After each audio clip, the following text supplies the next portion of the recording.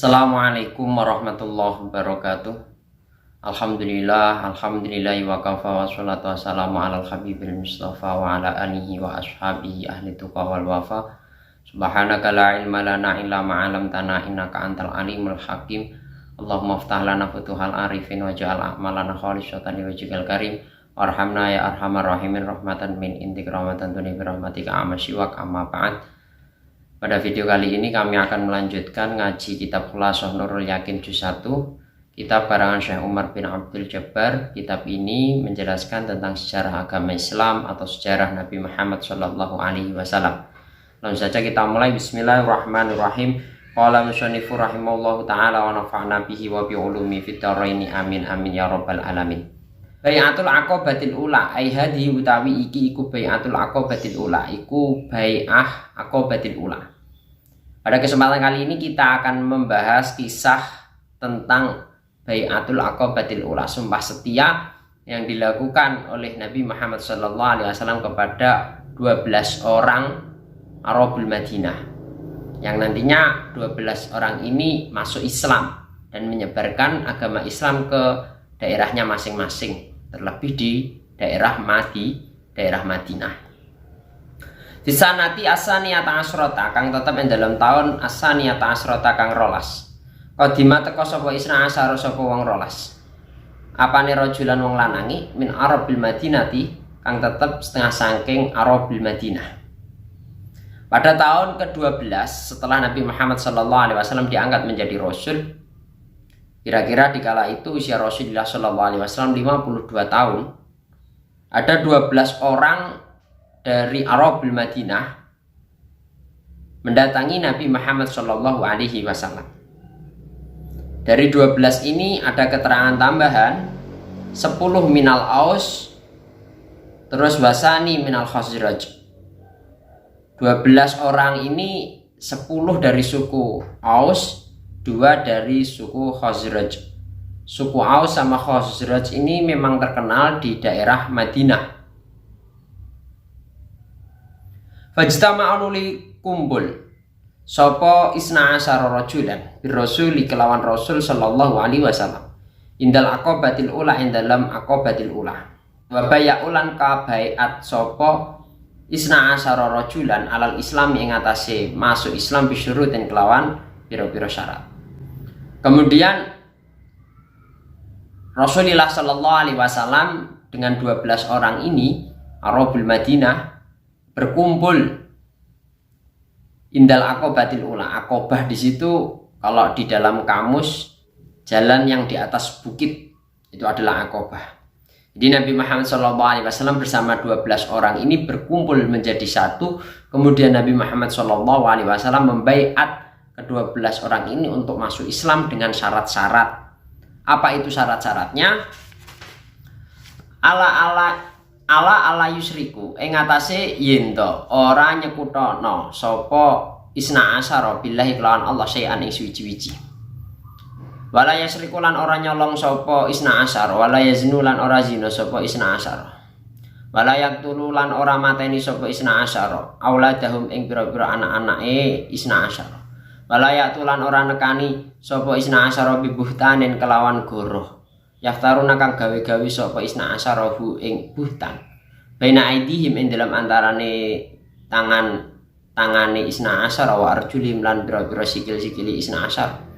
Wala yasulan ora maksiat sapa isna asyara fi ma'rufin ing dalam perkara kang apik. Fain aufu mongko lamun nuhani sapa isna asyara falahum mongko iku tetep kedue isna asyara al jannatu utawi ganjarane surga. Wa in asabu mongko lamun mekenani sapa isna asyara mindalika saking mengkono-mengkono syarat sayan ing suwi-wiji fa amruhum mongko utawi putusane mengkono-mengkono isna asyara ilallahi iku tetep marang Allah. Insya Allah ngarepake sinten Allah ghafara mongko ngapura sinten Allah, wa insya lan lamun ngarepake sinten Allah adaba mongko nyiksa sinten Allah. Ketika Nabi Muhammad SAW berkumpul dengan 12 orang Arabul Madinah, terus Nabi Muhammad SAW membaiat 12 orang ini untuk masuk Islam. Nabi Muhammad SAW memberikan syarat-syarat kepada 12 orang ini untuk tidak melakukan hal-hal yang dilarang oleh Allah Subhanahu wa taala. Yang pertama, ala yusyriku billahi syai'a. Rasulullah Shallallahu alaihi wasallam memerintahkan untuk kedua belas orang ini tidak menyekutukan Allah Subhanahu wa taala, tidak mencuri, tidak berzina, tidak membunuh anak-anak mereka semuanya. Walayatu bibutanin yaftarunahu baina aidihim wa arjulihim. Diperintahkan oleh Nabi Muhammad SAW untuk tidak berbuat dusta yang dilakukan oleh kedua tangan serta kaki-kakinya. Walayasu fi ma'rufin, dan janganlah kalian semua untuk bermaksiat, melanggar perbuatan-perbuatan baik. Fa'in aufu falahumul jannah. Apabila kalian semua melakukan semua yang diperintahkan oleh Allah, falahumul jannah, maka kalian semua akan mendapatkan surga, sebab kalian taat akan perintah yang disampaikan oleh Nabi Muhammad SAW. Wa in asobu min dzalika syai'an, apabila kalian semua melanggar dalam artian menerjang syarat-syarat ini, fa amruhum ilallah, maka semua putusan itu kembalikan kepada Allah Subhanahu wa taala. Insa'a ghafara wa insa'a adabuni. Jika Allah Subhanahu wa taala berkenan untuk mengampuni orang tersebut, maka Allah Subhanahu wa taala akan mengampuni orang-orang tersebut. Jika Allah Subhanahu wa taala menginginkan orang tersebut disisa, maka Allah Subhanahu wa taala akan menyiksa orang tersebut. Jadi apabila sahabat-sahabat ini melanggar perintah yang disampaikan oleh Nabi Muhammad SAW, segala putusan dikembalikan kepada Allah Subhanahu wa taala. Jika Allah berkenan menyiksa, Allah akan menyiksanya. Jika Allah berkenan memaafkannya, maka Allah Subhanahu wa taala akan memaafkannya. Itu adalah syarat-syarat tatkala Nabi Muhammad SAW membaiat 12 orang Arabul Madinah untuk masuk Islam. Walamar roja'u mongko ing dalem semangsane bali sapa Isna Asyara ila biladi marang negarane Isna Asyara, arsala ngutus ma'hum sertane Isna Asyara sapa ar-rasul rasul man ing wong yu'allimu kang belajari sapa manhum ing Isna Asyara al-Islam ing Islam, wa yufaqihu lan belajari fikih sapa manhum ing Isna Asyara fitine ing dalam permasalahan agama. Fantasara nulis semua biar al-Islam apa Islam bisa babi sebab mengkono-mengkono Isna Asyara hatta lam yabqa, sehingga ora isih baitun apa omah min buyutil Madinah saking pira-pira omah-omah Madinah illa wa fihi dzikrullah, illa wa fihi kejaba iku tetap ing dalam mengkono-mengkono bait dzikrul islami utawi nutur utawa jelasno agama Islam. Setelah dibaiat oleh Nabi Muhammad SAW, 12 orang ini Arabul Madinah kembali ke daerahnya masing-masing. Arsalau ma'ahumur rasulu man yu'alimuhumul Islam wa yufaqihuhum fiddin. Rasulullah SAW memerintahkan seseorang untuk mengajarkan orang-orang ini, 12 orang Arabul Madinah, tentang Islam dan mengajarkan permasalahan-permasalahan agama kepada 12 orang ini. Ada keterangan di sini siapa orang tersebut, ialah wawa Mus'ab ibnu Amir wa kana yusama al-Mukri, yang diperintahkan oleh Nabi Muhammad SAW dikala itu adalah sahabat Mus'ab ibnu Amir. Dialah yang mengajari 12 orang ini tentang agama Islam dan permasalahan-permasalahan agama. Jadi ketika 12 orang ini kembali ke daerahnya masing-masing, di saat itulah Mus'ab ibnu Amir ini mengajari orang-orang tersebut tentang agama Islam dan masalah-masalah agama. Fantasara al-Islam bisa babihim hatta lam yabqa baitun min buyutil Madinati ila wa fihi dzikrul Islam. Akhirnya dengan adanya 12 orang ini serta orang yang mengajari orang-orang yang dibaiat oleh Nabi Muhammad SAW, Islam semakin melebar, semakin menyebar di daerah-daerah Madinah.